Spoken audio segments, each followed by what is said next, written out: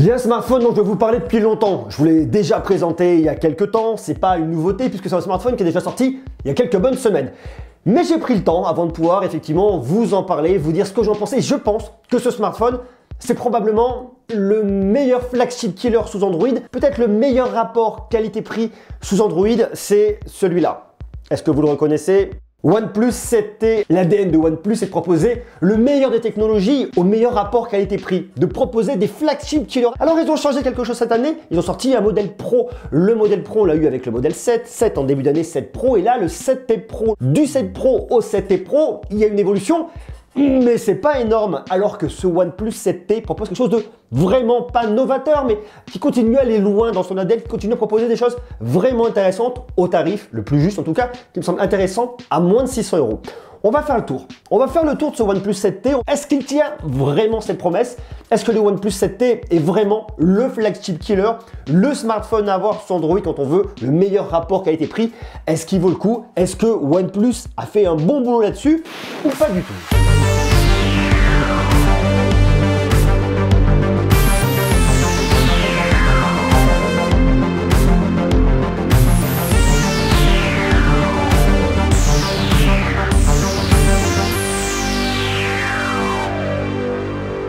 Je sais, j'en ai conscience, je suis pas dans le calendrier pour sortir mon test du OnePlus 7T le plus rapidement possible. Ça fait un petit moment qu'il a été présenté et voilà, monsieur Greux est un peu très en retard là-dessus. Mais vous verriez la quantité de smartphones qui sort, c'est juste affolant. Pour moi, c'est cool parce que j'ai plein de travail, il y a plein de produits à tester, c'est génial, il y a plein de vidéos à faire. Mais là, j'ai un nombre de smartphones où je suis en retard. Je vous raconte même pas, j'ai le Oppo Reno 2, ça fait un bon moment que je l'ai, que je le teste, que j'ai fait plein de choses avec, je l'ai récupéré quand j'étais à New York. Mi-octobre, on est bientôt mi-novembre. C'est complètement fou. Alors justement, revenons-en à nos moutons avec ce OnePlus 7T. C'est vrai, quand on l'a reçu, on a vu ce grand cercle-là, je me suis dit tiens, c'est différenciant, c'est quelque chose de nouveau, il y a une tendance qui se fait sur les parties caméra rondes comme ça. C'est pas trop mal. Ce que j'aime bien surtout, c'est ce dégradé de couleur. Un peu plus foncé ici, un peu plus pastel sur le bas, j'aime bien. Alors une fois de plus, votre smartphone, vous le protégez. Là, j'ai la coque de OnePlus et donc forcément, ce pastel disparaît. Néanmoins, OnePlus font des coques qui sont toujours très sympas, très quali, avec un joli toucher.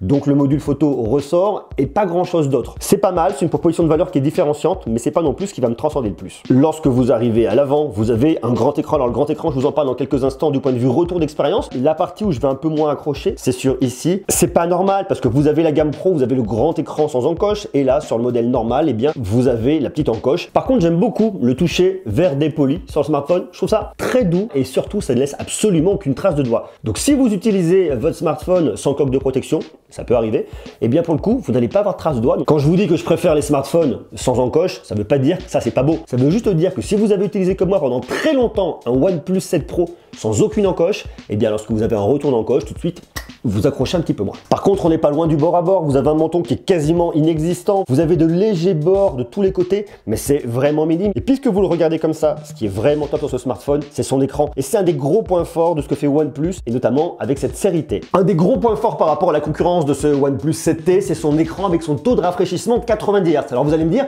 qu'est-ce que je vais faire avec un écran de 90 Hz? Qu'est-ce que 90 Hz va réellement m'apporter par rapport aux écrans 60 Hz que je peux trouver à la concurrence? Alors déjà, il faut savoir que l'écran 90 Hz, c'est pas une exclusivité de OnePlus parce qu'il y a d'autres modèles qui le font. Vous avez notamment le Google Pixel 4, vous avez Asus ROG Phone 2, vous montez même jusqu'à 120 Hz avec le Razer Phone 2. Mais le OnePlus 7T est un des rares modèles à proposer un taux de rafraîchissement 90 Hz. Alors 90 Hz, ça vous apporte quoi? 90 Hz, ce que ça apporte, c'est de la fluidité lorsque vous allez venir comme ça naviguer. Ça apporte beaucoup de fluidité et c'est quelque chose que vous n'allez pas avoir avec un écran 60 Hz. On a un écran fluide AMOLED, une résolution de 2400 pixels par 1080. C'est un ratio 29e, quelque chose de très allongé et qui marche très bien lorsque vous voulez regarder du contenu multimédia. Aujourd'hui, beaucoup de vidéos sur YouTube sont au format 18/9e. D'ailleurs, j'ai essayé, là, je me tente de regarder un format 18/9e. Dites-moi ce que vous en pensez en bas en commentaire. Est-ce que ça vous convient, oui ou non? D'ailleurs, je suis monté en 4K. Dites-moi si vous voyez une évolution par rapport aux vidéos précédentes. Dites-moi si vous préférez le format 18/9e ou le format 16/9e. Là, en tout cas, c'est du 29e. Alors avec le 29e, vous allez pouvoir regarder effectivement du contenu 18/9e sans que ce soit trop croppé. Et là, si vous mettez du 16/9e, ça va davantage cropper. Et tout ça, vous l'avez avec 402 pixels par pouce. 6,55 pouces de bonheur, un écran qui est très lumineux, HDR10+, certifié contre la lumière bleue. Donc un écran d'excellente qualité que moi en tout cas j'apprécie beaucoup pour regarder du contenu multimédia, Instagram, tout ce que vous voulez, des films, des vidéos, Netflix, tout ce qui vous fait plaisir. On a vraiment un écran de très bonne qualité et ça en tout cas c'est une des signatures du OnePlus 7T. La partie audio est aussi vraiment excellente pour le côté multimédia avec des haut-parleurs stéréo, haut-parleurs sur le côté, haut-parleurs là, ça marche très bien. Dolby Atmos et compagnie, donc pour l'usage multimédia, le OnePlus 7T est parfait, merveilleux, l'écran est top, l'audio marche bien, ça c'est vraiment bien. Et en plus d'ailleurs vous avez beaucoup de puissance, de la performance, Qualcomm Snapdragon 855+, 8 Go de RAM et si vous êtes gamer, vous avez même le RAM Boost avec le mode Fnatic qui vous permet d'aller plus loin, de profiter du maximum de puissance que vous avez derrière. Donc vous serez franchement pas déçu pour faire tourner les jeux du Play Store sans aucun problème. Vous avez 128 Go de stockage en UFS 3.0. Ça vous permet d'avoir une écriture-lecture qui est beaucoup plus rapide que de l'UFS 2.1. Mais ce qui ne gâche pas la fête non plus, c'est la partie de l'autonomie. Vous avez une batterie de 3800 mAh. Alors on a une batterie qui est un peu plus petite que ce que vous allez avoir dans les modèles Pro. Bon, ça me paraît quand même relativement normal. Le modèle Pro sur les modèles Pro, le OnePlus 7T, c'est le modèle standard, même si déjà très haut et vraiment au top. Par contre, ce qui est vraiment bien, c'est que vous avez de la Warp Charge 30T qui permettra de le recharger extrêmement rapidement. En une demi-heure, vous le montez de 0 à 70% de charge. C'est ça qui est vraiment intéressant, c'est-à-dire que lorsque vous avez oublié de charger votre smartphone, vous n'avez plus beaucoup de batterie, vous faites pas attention, vous savez que vous avez une bonne autonomie derrière, et bien vous prenez, vous le branchez, même 10 minutes, vous allez pouvoir repartir pendant un bon moment, vous êtes tranquille, c'est très rassurant et je trouve ça bien. Cette Warp Charge 30T, elle est plus rapide que celle qu'on avait déjà avec le OnePlus 7 Pro, il y a quelques temps avec la Warp Charge 30, là, ils ont encore fait un pas supplémentaire, ça marche très bien, c'est très pratique, votre smartphone, vous pouvez le garder jusqu'à 2 jours d'autonomie. Ça dépend bien évidemment de vos usages, si vous bourrinez, si vous y allez fortement dessus, et bien les 2 jours, vous ne les aurez pas. Par contre, sur un usage un peu standard, les 2 jours, vous les avez. L'idée avec ce smartphone, c'est que vous ne vous posez plus la question de le recharger le soir. Vous ne posez plus la question d'aller le brancher avant de vous coucher pour l'avoir le matin prêt. Si vous avez oublié, vous le branchez, vous repartez quand vous voulez, vous êtes tranquille. Attention quand même, l'écran 90 Hz va consommer davantage. Si vous voulez consommer moins, mettez-vous en 60 Hz. Mais je vous dis une fois de plus, vous ne posez pas trop la question de ce point de vue-là, parce que lorsque vous le rechargez, eh bien, ça va très vite. Sur la partie photo, on a quasiment ce qu'on a avec le OnePlus 7T Pro, c'est-à-dire un capteur principal de 48 mégapixels. C'est la Sony MX586 qui va avoir la techno 4 pixels en 1 pour capter plus de lumière lorsque vous êtes en condition de faible luminosité. Une ouverture de f1.6. Là, vous avez un téléobjectif de 12 mégapixels qui ouvre à f2.2 avec un zoom optique x2. Et vous avez un ultra grand angle 16 mégapixels f2.2 et qui a un champ de vision de 120 degrés. Je vous invite à aller voir mon test du OnePlus 7T Pro.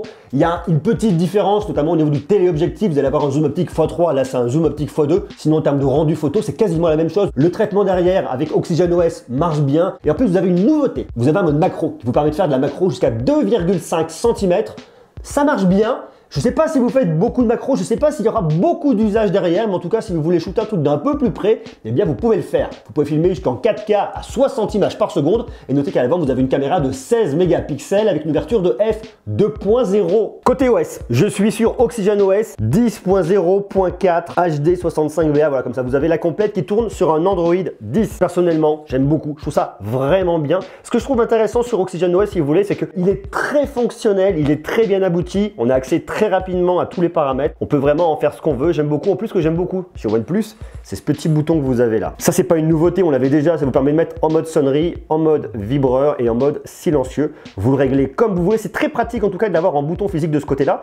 En dessous, c'est le bouton pour venir l'allumer et pour l'éteindre. Tandis que de l'autre côté, vous allez retrouver le bouton de volume. Les paramètres sont très nombreux, très complets, ne serait-ce qu'au niveau de l'affichage. Pour moi, en tout cas, OxygenOS, c'est une des surcouches que je vais préférer avec One UI. Et en plus de ça, il y a un point qui est très important, c'est que OnePlus nous promet des mises à jour pendant plusieurs années au niveau de l'OS, donc vous êtes tranquille, vous allez pouvoir profiter des prochaines versions d'Android, des prochaines versions d'OxygenOS, de plus de sécurité, de nouvelles fonctionnalités pendant les années à venir. Et ça, croyez-moi, c'est vraiment un gros plus. Le OnePlus 7T, donc un smartphone qui est extrêmement abouti, bien réussi de la part de OnePlus. C'est, je vous le dis, le flagship killer à 599 €. À moins de 600 €, vous avez ce qu'on retrouve de mieux aujourd'hui. Snapdragon 855+, 8 Go de RAM. Là, on pourrait se dire, on pourrait aller jusqu'à 12 Go de RAM, mais à ce moment-là, il faut aller sur le OnePlus 7T Pro McLaren Edition. C'est tout de suite beaucoup plus cher. On n'est plus dans la même gamme de prix. On n'est plus dans le côté flagship killer.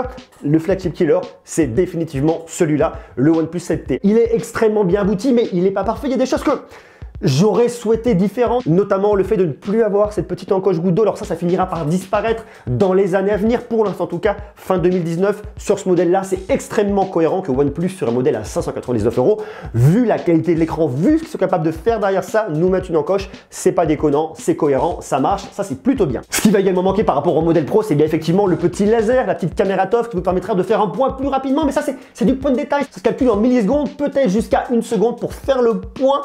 Mais franchement, en termes d'usage et vu une fois de plus le positionnement tarifaire, c'est pas extrêmement grave. Par contre, les gros points positifs, c'est que ce smartphone, il est fait pour tout le monde. Il est fait pour les gamers qui veulent quelque chose de très performant, qui veulent quelque chose qui va vite, avec le RAM Boost, avec le mode Fnatic, avec le Snapdragon 855+, avec un excellent écran, avec un taux de rafraîchissement de 90 Hz. Donc c'est vraiment un smartphone qui est destiné aux utilisateurs les plus exigeants, mais il est aussi destiné à monsieur et madame tout le monde qui veulent du contenu multimédia de qualité avec un écran au ratio 20/9, avec une très grosse définition, avec une belle qualité, avec de l'audio immersif, avec du Bluetooth 5.0 pour pouvoir brancher un casque directement dessus sans fil, ça marche très bien. Vous allez pouvoir l'utiliser aussi pour le paiement dématérialisé, vous avez du NFC. Si vous êtes un professionnel ou si vous êtes frontalier et que vous avez 2 cartes SIM, eh bien vous avez double lecteur nano SIM. Et une fois de plus pour le gaming, un truc qui est vraiment bien, c'est le retour haptique. Lorsque vous allez jouer, vous avez vraiment des sensations qui vont vous immerger davantage dans votre expérience de jeu. On est donc sur un smartphone extrêmement abouti, le flagship killer par excellence, très complet, pas parfait, mais quasiment à un point de détail près. Personnellement, je l'aime bien. Si vous voulez vraiment un excellent smartphone fin 2019, un excellent rapport qui a été pris, que ce soit au niveau multimédia, au niveau photo, au niveau performance, au niveau autonomie, de quasiment tous les points de vue, eh bien, le OnePlus 7T est vraiment tout simplement excellent. Je vous invite à me dire, vous maintenant, ce que vous en pensez en bas en commentaire. Comment vous le trouvez ce OnePlus 7T? Est-ce qu'il vous plaît? Qu'est-ce que vous pensez globalement du boulot qui a été fait par OnePlus cette année? OnePlus 7, OnePlus 7 Pro, deuxième semestre, OnePlus 7T, OnePlus 7T Pro, OnePlus 7T Pro McLaren Edition, avec le nom en rallonge. Vous marquez tout ça en bas en commentaire. Quant à nous, on se retrouve dès demain pour continuer à parler de tech. Et croyez-moi, il y a tellement de choses à dire qu'on va se revoir pendant un petit moment. Je vous embrasse. À demain. Ciao.